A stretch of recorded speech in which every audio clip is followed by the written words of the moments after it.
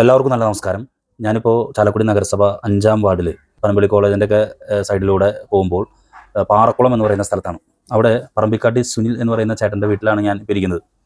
ഈ വീടിൻ്റെ അവസ്ഥ എന്ന് പറഞ്ഞാൽ ഇതണ്ട, നിങ്ങൾ കാണണമെന്നറിയില്ല, കണ്ട ഇങ്ങനൊരു വീട്ടിലാണ് ഞാനും ഇപ്പോൾ ഈ സുനിൽ എന്ന് പറയുന്ന ചേട്ടനും കൂടി ഇരിക്കുന്നത്. എന്താ സംഭവം എന്ന് വെച്ചിട്ടുണ്ടെങ്കിൽ, ഇന്ന് എപ്പോഴായിട്ടാ സമയം? ഇന്ന് കാലത്ത് 8:15 കൂടി ഈ വീടിൻ്റെ മേൽക്കൂര ഇടിഞ്ഞു പൊളിഞ്ഞ് ഇങ്ങോട്ട് വീണു. അപ്പോൾ ചേട്ടാ അവിടെ ഈ സമയത്ത് ഇവിടെ ഭക്ഷണം കഴിക്കായിരുന്നു, മക്കള് എല്ലാവരും ഉണ്ടായിരുന്നു, ഉള്ളിൽ അവർ കിടക്കായിരുന്നു. ഇതാണ് സ്ഥിതി. എന്തുകൊണ്ടോ വേറെ അപകടങ്ങളൊന്നും ഉണ്ടായിരുന്നില്ല. മേൽക്കൂര അങ്ങനെ തന്നെ ഇടിഞ്ഞു പൊളിഞ്ഞു വീണു. മേൽക്കൂര വളരെ ദുർബലമായ ഒരു സ്ഥിതിയിലായിരുന്നു. അങ്ങനെയാണ് ഈ ചേട്ടൻ എന്നെ വിളിച്ചത്. ഞാനിപ്പോൾ ഇവിടെ വന്നു. അപ്പോൾ ഈ ചേട്ടൻ്റെ മനസ്സിലുള്ള ഒരു നീറ്റൽ എന്ന് പറഞ്ഞു കഴിഞ്ഞാൽ, നമുക്കറിയാം ഈ മെയിൻ്റെനൻസ് ഫണ്ട് എന്ന് പറഞ്ഞിട്ടൊരു ഫണ്ടുണ്ട്. ആ ഫണ്ടിന് വേണ്ടിയിട്ട് ചേട്ടൻ ഓരോ വാർഡ് സഭയിലും അപേക്ഷിച്ചിരുന്നു. പക്ഷേ എന്തുകൊണ്ടോ ചേട്ടൻ ആ ഫണ്ട് കിട്ടിയിരുന്നില്ല. ഏറ്റവും അവസാനം ഒരു കൊല്ലം മുന്നേ തന്നെ വളരെ ദുർബലമായ ഒരു സ്ഥിതിയായിരുന്നു ഈ വീടിന്. അപ്പോഴും അപേക്ഷിച്ചിട്ടും വേറെ ഒരു ഇടപെടലും ഉണ്ടായിരുന്നില്ല. ചേട്ടൻ പ്രവാസിയായിരുന്നു, ജോലി നഷ്ടപ്പെട്ട് വളരെയധികം കടബാധ്യത മറ്റു കാര്യങ്ങളൊക്കെ വന്നു. ഇവിടെ പെയിൻറ്റിങ് ജോലിയാണ് ചേട്ടൻ ചെയ്തുകൊണ്ടിരിക്കുന്നത്. എന്തായിരുന്നാലും വളരെ ഇതിൻ്റെ അകത്തേക്ക് വരുമല്ലോ, നമുക്കിത് എങ്ങനെ എന്താ പറയുക, ഇങ്ങനെ ഒരു വീടിൻ്റെ അകത്ത് ഇന്നിപ്പോൾ മഴ പെയ്താലുള്ള സ്ഥിതി എന്തായിരിക്കും? ഒരു ഷീറ്റ് വലിച്ചു കെട്ടി നിൽക്കാനായിട്ടുള്ളൊരു സ്ഥിതിവിശേഷത്തിലേക്ക് ഉള്ള ഇടപെടലാണ് ചേട്ടൻ ചെയ്തുകൊണ്ടിരിക്കുന്നത്. എന്തായിരുന്നാലും വളരെ വിഷമകരമായ ഒരു സാഹചര്യം സുനിലേട്ടനുണ്ട്. എന്താണ് ഈ വിഷയവുമായി ബന്ധപ്പെട്ടുള്ള കാര്യങ്ങളെന്ന് സുനിലേട്ടനോട് ചോദിച്ചറിയാം. എന്നെ സംബന്ധിച്ചിടത്തോളം ഞാൻ വന്നു കഴിഞ്ഞപ്പോൾ തന്നെ ഈ ചേട്ടനോടൊരു ചോദിച്ചു ഒരു സംഭവമുണ്ട്. ഞാൻ ചോദിച്ചു, ചേട്ടാ ഈ ഇത്രയും ദുർബലമായി നിൽക്കുന്ന ഒരു വീട് ഇതിങ്ങനെ വീഴാൻ വേണ്ടി കാത്തിരിക്കുകയായിരുന്നു, ചേട്ടൻ എന്തെങ്കിലും ഇടപെടൽ നടത്തിക്കൂടായിരുന്നില്ലേ? സ്വാഭാവികമായിട്ടും സമൂഹം ചോദിക്കാവുന്നൊരു ചോദ്യമാണല്ലോ. ഞാൻ ആ ചോദ്യം ആ ചേട്ടനോട് ചോദിച്ചു. അപ്പോൾ ആ ചേട്ടൻ വളരെ ലളിതമായ രീതിയിൽ തന്നെ പറഞ്ഞു അദ്ദേഹത്തിൻ്റെ സാമ്പത്തിക സ്ഥിതി മറ്റു കാര്യങ്ങളും. ഒരിക്കൽ കൂടി ഞാൻ പറയുകയാണ്, വളരെ കഷ്ടവും വിഷമകരമായിട്ടുള്ളൊരു സംഭവം ഇന്ന് ഈ 5-ാം വാർഡിൽ ഈ വീട്ടിലിപ്പോൾ നിൽക്കുകയാണ്. ആരും തന്നെ അദ്ദേഹത്തിൻ്റെ അടുത്തേക്ക് ആരും എത്തിച്ചേർന്നിട്ടില്ല. 2-3 സുഹൃത്തുക്കൾ ചേർന്നിട്ടാണ് കുറച്ചൊക്കെ ഇവിടെ വീഴാറായിട്ട് നിൽക്കുന്ന സംഗതികളൊക്കെ എടുത്തു മാറ്റിയത്. നമുക്ക് ബാക്കി കാര്യങ്ങൾ സുനിലിനോട് ചോദിക്കാം. എൻ്റെ പേര് സുനിൽ, വീട്ടുപേര് പറമ്പിക്കാട്ടിൽ, ചാലക്കുടി മുനിസിപ്പാലിറ്റി 5-ാം വാർഡിലാണ് ഞാൻ താമസിക്കുന്നത്. ഇപ്പോൾ ഈ വീട്ടിലിപ്പോൾ താമസം ഒരു 27 വർഷമായി ഇവിടെ താമസിക്കുന്നത്. ഇതിനിടയിൽ പലവിധ കാര്യങ്ങളിലും മുനിസിപ്പാലിറ്റിയുടേതായിട്ടുള്ള ഒരു ഫണ്ടോ കാര്യങ്ങളോ എനിക്ക് കിട്ടിയിട്ടില്ല. മെയിൻ്റനൻസിൻ്റെ ഒരു ഫണ്ട് കിട്ടിയില്ല. എല്ലാ വർഷവും എഴുതി കൊടുക്കാറുണ്ട്. അപ്പോൾ അന്നൊക്കെ ഓരോ കോട്ടയിൽ തിരിച്ചു കൊടുത്ത് ഞങ്ങൾ ഹിന്ദു ഇഴവരാണ്, ഞങ്ങൾക്ക് ഫണ്ടില്ല. ഇത് ശരിക്കും പറഞ്ഞു കഴിഞ്ഞിട്ടുണ്ടെങ്കിൽ എന്നാണ് നിങ്ങൾക്ക് ഇത് മെയിൻ്റെനൻസ് ചെയ്യണം എന്നുള്ളൊരു കണ്ടീഷനിലേക്ക് എത്തിയിട്ട് എത്ര വർഷം ഉണ്ടാവും? 5 വർഷത്തോളം ആയിട്ടുണ്ട്. പക്ഷെ ഇത്ര ഒരു ഗുരുതരാവസ്ഥയിലായിരുന്നില്ല. അന്ന് ഒരു 25,000 രൂപ കിട്ടിയിരുന്നെങ്കിൽ ശരിയാക്കാൻ പറ്റാവുന്ന 5 വർഷം മുമ്പ്. ഇപ്പോൾ അത് 2 ലക്ഷം രൂപയുടെ അടുത്ത് ചെലവ് വരുന്നതാണ്. അപ്പോൾ നിങ്ങൾ ഇതിന് ഈ മെയിൻ്റെനൻസിന് നമുക്ക് ഫണ്ട് ഉണ്ട്, അപ്പോൾ അതിന് അപേക്ഷിച്ചിരുന്നു. എല്ലാ പ്രാവശ്യം അപേക്ഷിക്കാറുണ്ട്. ഗ്രാമസഭയിൽ വാർഡ് സഭ. അപ്പോൾ അതിൽ പറയുന്ന കാര്യങ്ങളെന്ന് വെച്ചാൽ, ഒന്നില്ലെങ്കിൽ അത് മുസ്ലിം കോട്ടയായിരിക്കും, അല്ലെങ്കിൽ SC ST, അല്ലെങ്കിൽ വേറെ എന്തെങ്കിലും കോട്ടകൾ ഇങ്ങനെ മാറി കൊടുക്കണം. ഞാൻ ഇത്ര നാളും വെയിറ്റ് ചെയ്തിട്ട് എൻ്റെ കോട്ടയത്തിലുള്ള അത് എന്നാ വരാമെന്ന് എനിക്കറിയില്ല. അപ്പോൾ ഈ ഫണ്ട് നിങ്ങൾക്ക് ഓരോ തവണയും കിട്ടിയിട്ടില്ല. ഇത് കഴിഞ്ഞിട്ട് ഇന്നിപ്പോൾ എന്താണ് സംഭവിച്ചത്? ഇന്നിപ്പോൾ കാലത്ത് ഒരു 8 മണി സമയത്ത് ഭക്ഷണം കഴിച്ചിട്ടിരിക്കുമ്പോൾ ജോലിക്ക് പോകാൻ വേണ്ടി, ഞാൻ ഒരു പെയിൻ്ററാണ്, ഇവിടെ ചാലക്കുടി ഏരിയയിലൊക്കെ പണിയെടുക്കുന്ന ആളാണ്. അപ്പോൾ ഞാൻ കാലത്ത് ജോലിക്ക് പോകാൻ വേണ്ടി ഭക്ഷണം കഴിച്ചുകൊണ്ടിരിക്കുമ്പോൾ ഒരേ സൈഡിൽ നിന്നായിട്ട് ഇടിഞ്ഞിടിഞ്ഞ് ഇങ്ങനെ വീണു. ഇരുന്ന സ്ഥലത്തേക്ക് ഞങ്ങൾ ഇറങ്ങി ഓടിയ കാരണം ഞങ്ങളുടെ ജീവൻ ഞങ്ങൾക്ക് തിരിച്ചു കിട്ടി. ഇതേ പരാതി തന്നെ തൃശ്ശൂർ ജില്ലാ കളക്ടർ ഹരിതാമ്മയുടെ ഇരിക്കുമ്പോൾ നേരിട്ട് ഇമെയിൽ ചെയ്തതാണ്. അതെ, അത് കഴിഞ്ഞിട്ട് അവിടെ നിന്ന് കുടുംബശ്രീ വഴിയാണ് അത് ചെയ്യുള്ളൂ എന്ന് പറഞ്ഞ് അതിന്റെ മേൽ ഉദ്യോഗസ്ഥരായിട്ട് 2 പേരെ ഇവിടെ വിട്ടു. ഇവിടെ ഒരു 10-13 വർഷം മുമ്പ് ഇട്ട പഴയ ടൈല്, വില കുറഞ്ഞ സെക്കൻഡ് ഹാൻഡ് മേടിച്ച ടൈല് ഇട്ടു. അതുപോലെ തന്നെ 6,500 രൂപയ്ക്ക് മേടിച്ച ഒരു വാഷിംഗ് മെഷീൻ ഉണ്ട്. ഇങ്ങനെ കാര്യങ്ങളുള്ളവരെ ഞങ്ങൾ സുഖലോലുപരായി ജീവിക്കുന്ന ആൾക്കാരാണ്, ഞങ്ങൾക്ക് അതിന്റെ ആവശ്യമില്ല എന്നാണ് അന്ന് മറുപടി കിട്ടിയത്.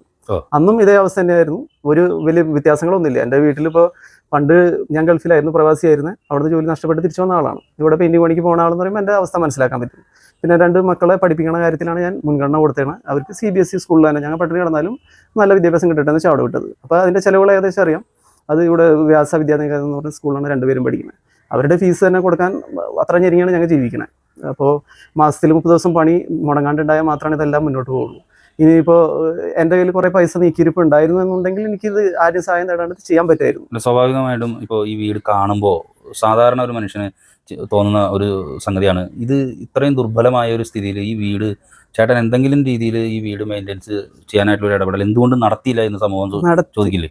ചോദിക്കും, തീർച്ചയായിട്ടും ചോദിക്കും. ഞാൻ എൻ്റെ വായിൽ വെള്ളിക്കരണ്ടി ഒന്നും വെച്ച് വന്ന ആളല്ല. അത്യാവശ്യം കട ഉണ്ടായിരുന്നു. അച്ഛൻ ഉപേക്ഷിച്ച് പോയ ആളാണ്. അപ്പോൾ ആൾ പോകുമ്പോൾ തന്നെ എനിക്ക് കടമുണ്ട്. പെങ്ങളുണ്ട്, അവരുടെ കല്യാണം കാര്യങ്ങളും ഒക്കെ ആയിട്ട് ഞാൻ അത്യാവശ്യം ബുദ്ധിമുട്ടിൽ തന്നെയാണ് ജീവിച്ചു വന്നായിരുന്നത്.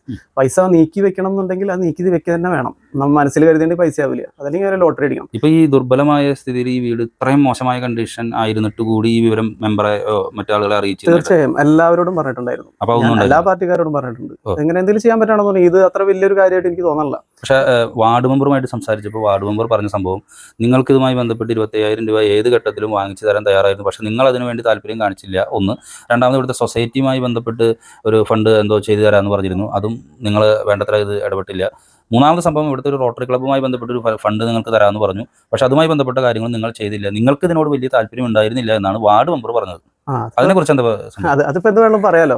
ഇതിപ്പോ അവരുടെ കയ്യിൽ അങ്ങനെ എന്തെങ്കിലും വോയിസ് നോട്ടോ കാര്യങ്ങൾ ഉണ്ടെന്നുണ്ടെങ്കിൽ അത് പബ്ലിഷ് ചെയ്യാം. അതല്ലാന്നുണ്ടെങ്കിൽ എൻ്റെ ഫോണിൽ അവരുടെ നമ്പറും ഇല്ല, അവരുടെ ഫോണിൽ എൻ്റെ നമ്പറും ഇല്ല.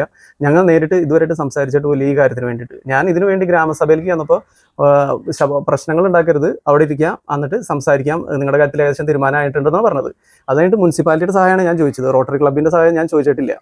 അപ്പൊ അവർ പറഞ്ഞത് പാവപ്പെട്ട ആൾക്കാർക്കായിട്ട് വീട് വെച്ച് കൊടുക്കണുണ്ട് റോട്ടറി ക്ലബ്ബ്.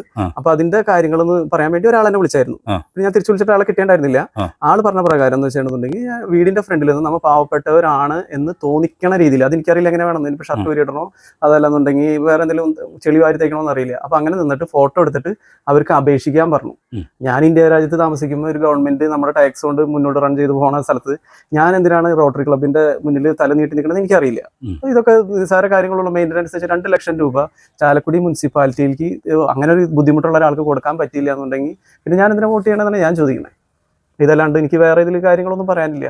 ഇതിപ്പോ ഞാൻ ഇതുമായി ബന്ധപ്പെട്ട് ഇന്ന് ഈ സംഭവം ഉണ്ടായിട്ട് ഇവിടെ ആരെങ്കിലും ചാൻ്റെ അടുത്ത് വരെ ഒരാളും വന്നിട്ടില്ല, ഒരാളും വന്നിട്ടില്ല. ഞാൻ ഇട്ട വാട്സാപ്പിലെ സ്റ്റാറ്റസ് കണ്ടപ്പോൾ എൻ്റെ 2 കൂട്ടുകാർ കൂടി വന്നിട്ടാണ് ആ വീഴാൻ ബാക്കി ഉണ്ടായിരുന്ന ഓടുകൾ ഇറക്കി വെച്ചത്.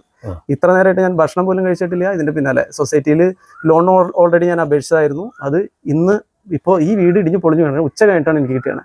ആ ലോൺ കൊണ്ട് എനിക്കൊന്നും ചെയ്യാൻ പറ്റില്ല, അതിനുള്ള പൈസ ഫണ്ടല്ല കിട്ടിയത്. അതും പറഞ്ഞിട്ട് എനിക്ക് ചെയ്യാണ്ടിരിക്കാൻ പറ്റില്ല. പക്ഷെ എനിക്ക് പറയാനുള്ള കാര്യങ്ങൾ ഞാൻ പറയും. ഈ രാഷ്ട്രീയ പാർട്ടി ആയാലും ഏത് രാഷ്ട്രീയ പാർട്ടി ആയാലും ഇവരോട് എല്ലാവരോടും പറഞ്ഞിട്ട് എനിക്ക് ഒന്നും കിട്ടിയുള്ള. ഇനിയിപ്പോൾ ഞാൻ ഏതെങ്കിലും സാമുദായിക സംഘടനയിലോ അല്ലെങ്കിൽ രാഷ്ട്രീയ സംഘടനയിലോ സജീവ പ്രവർത്തകൻ അല്ലാത്തത് കൊണ്ട് മാത്രമാണോ എനിക്കിത് കിട്ടാത്തതെന്ന് എനിക്കറിയില്ല.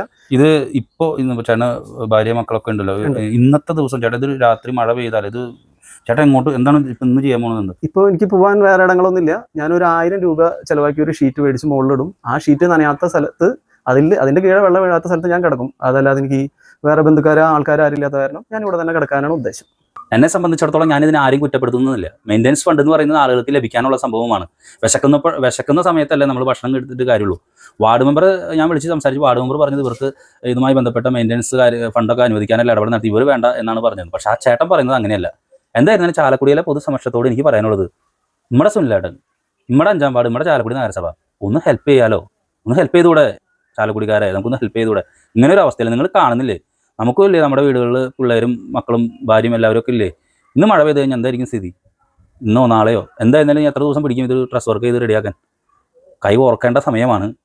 കൈ ഓർക്കാൻ താല്പര്യമുള്ളവർ കൈ ഓർക്കുക. ഞാൻ അത്രേ പറയാനുള്ളൂ. നന്ദി, നമസ്കാരം.